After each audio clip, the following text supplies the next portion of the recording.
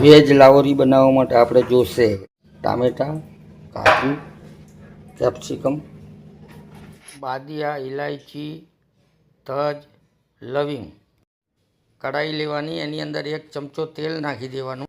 આપણે જે મસાલા રેડી કર્યા હતા એ બધા તેલની અંદર ઉકળે એટલે નાખી દેવાના. મસાલા બધા તતડી જાય એટલે આપણે ડુંગળી અંદર નાખી અને આવી રીતે સાંતળવાની.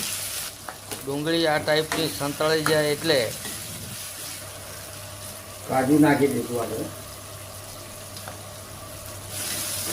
આપણે પહેલાં કરી બનાવશું મિત્રો. ડુંગળી આ ટાઈપની જરાક લાલ થાય એટલે આપણે ટામેટાં નાખી દેવાના અંદર. ધાણા જીરું પાવડર નાખી દેવાનું. હળદર, મરચાં,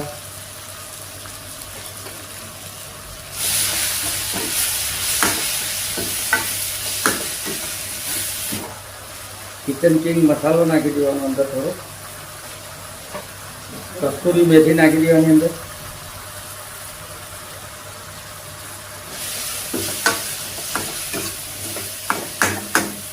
આ આપણે કરી રેડી. હવે આને આપણે ઠરવા દઈશું થોડીક વાર માટે. પીસી નાખવાનું અંદર બધું.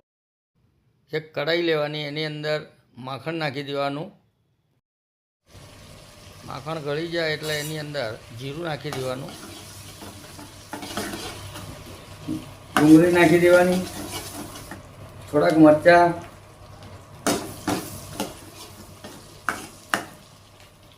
આ પણ ડુંગળી નાખી દેવાની. જરાક આપણે આ ટાઈપની રેડી કરી હતી એ પણ નાખી દેવાની.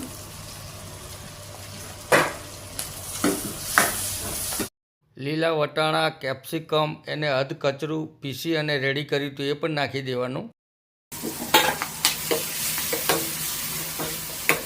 માપસર મીઠું નાખી દેવાનું. થોડીક હળદર, મરચું લાલ,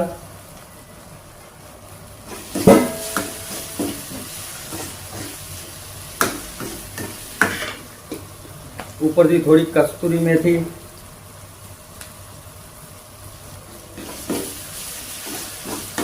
આપણે જે પીસીને રેડી કરી હતી એ કરી નાખી દેવાની બધી.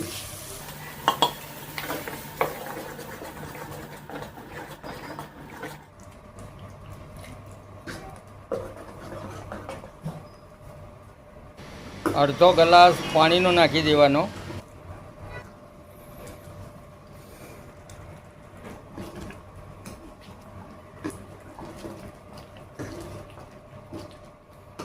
થોડુંક ચડી જાય એટલે આપણે પનીર છીણેલું નાખી દઈશું અંદર.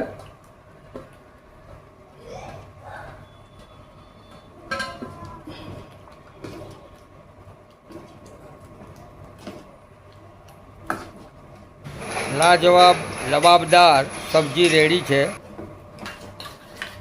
ઉપરથી થોડીક આપણે મલાઈ નાખી દઈશું અંદર.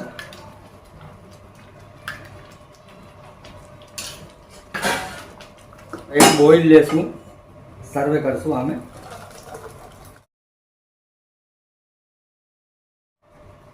એની ઉપર આપણે મલાઈ નાખી દઈશું બધી. ધાણા નાખી દઈશું ઉપરથી.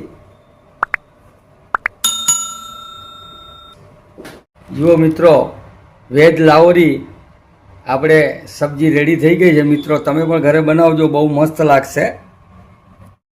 આ સબ્જીની અંદર પરોઠા સાથે ખાવાની બહુ જ મજા આવે છે.